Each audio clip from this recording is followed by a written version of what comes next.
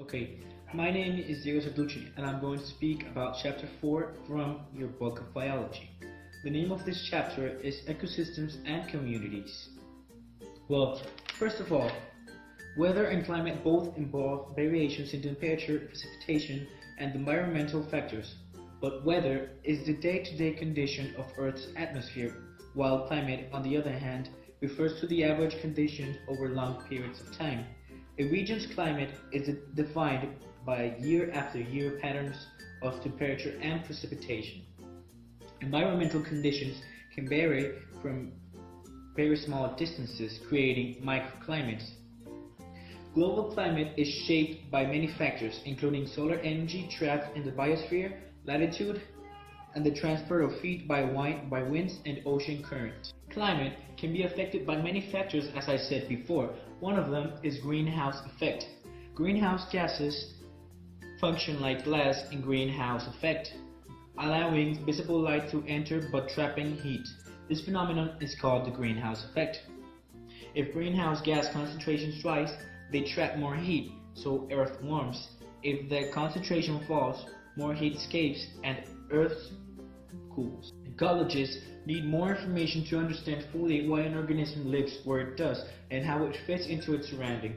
What else do they need to know? Well, first of all, there is one thing called tolerance. Every species has its own range of tolerance, the ability to survive and reproduce under a range of environmental circumstances.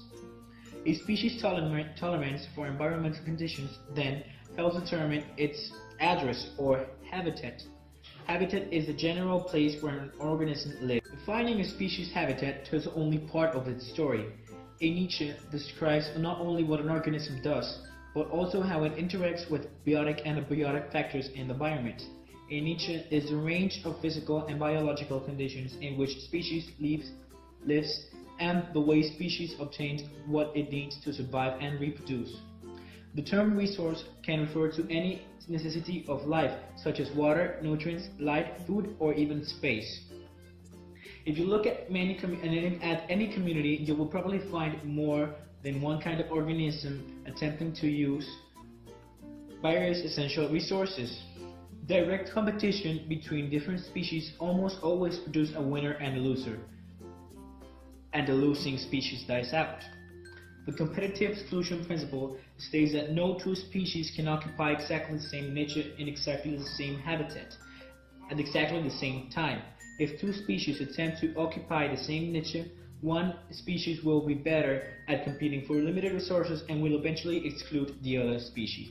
Virtually all animals must eat other organisms to obtain energy and nutrients because they're not producers. Predator-prey and herbivore-plant interactions are very important in shaping communities. An interaction in which one animal captures and feeds on another animal is called predation. Predators can affect the size of prey population in a community and determine the places prey can live and feed. Interactions between herbivores and plants are as important as interactions between predators and prey. An interaction in which one animal feeds on producers is called herbivory. Herbivores affect both the size and the distribution of plant populations in a community and determine the places that certain plants can live to survive and grow. Sometimes changes in the population of a single species, often called keystone species, can cause dramatic changes in the structure of a community. This is why there is a thing called symbiosis. Any relationship in which two species live closer together is called symbiosis, which means living together. Biologists recognize three main classes of symbiotic relationships in nature: mutualism, parasitism, and commensalism.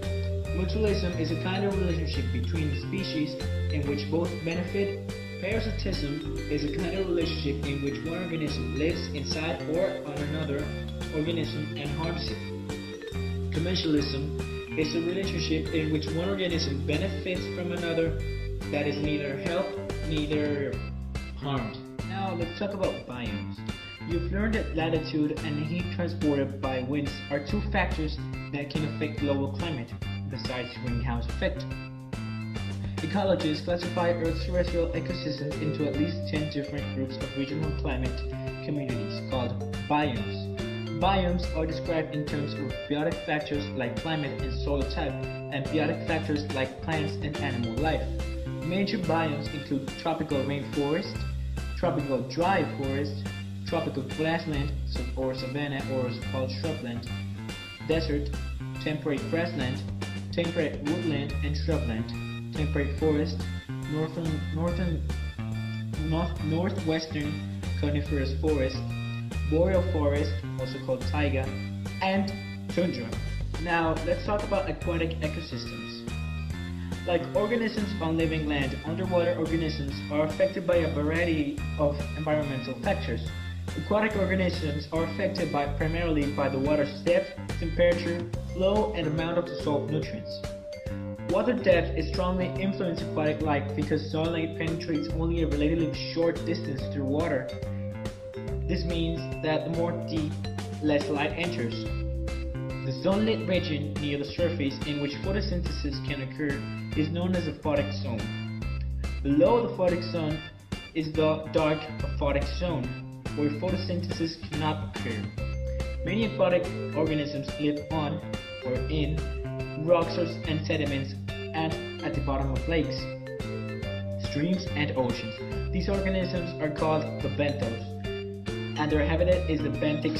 Now, in aquatic ecosystems, there is two major ecosystems: freshwater ecosystem and estuaries. What are the major categories of freshwater ecosystems? Freshwater ecosystems can be divided into three main categories: rivers and streams, lakes and ponds, and freshwater wetlands. Rivers and streams originate from underground water sources in mountains or hills.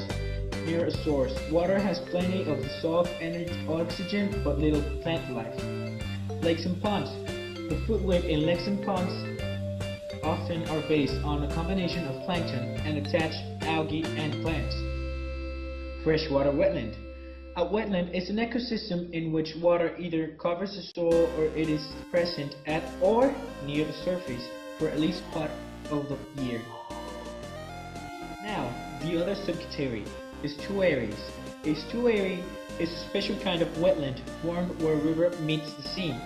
Estuaries serve as spawning and nursery grounds for many ecologically and commercially important fish and shellfish species, including bluefish, striped bass, shrimp, and crabs.